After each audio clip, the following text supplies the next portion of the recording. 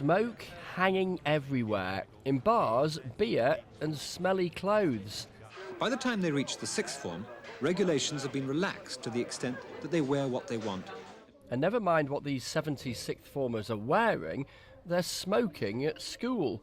And remember, lighting up on a plane was fine too.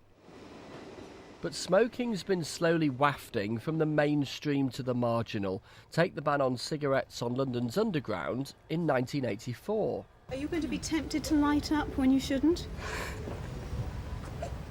I know I shouldn't do that, but yes, I am.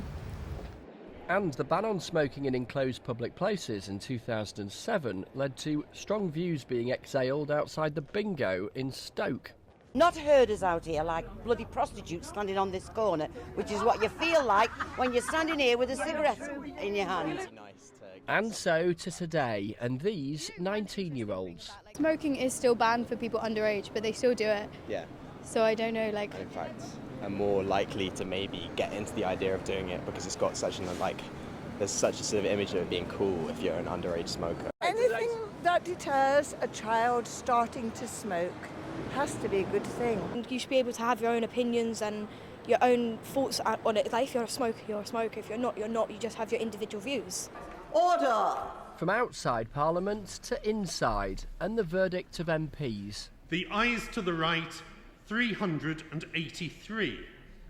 The noes to the left, 67. Wow. A substantial majority in favour of this change, a substantial minority, mostly Conservative MPs, opposed.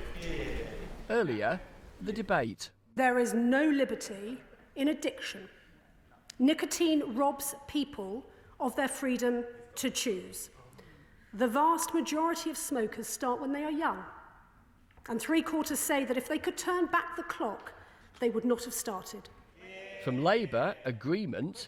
This is a lethal addiction, a scourge on society, an enormous burden on our NHS, a drag on our economy, and it is time to consign it to the dustbins of history. And the Scottish National Party too. Smoking is the leading cause of preventable death in both Scotland and the UK.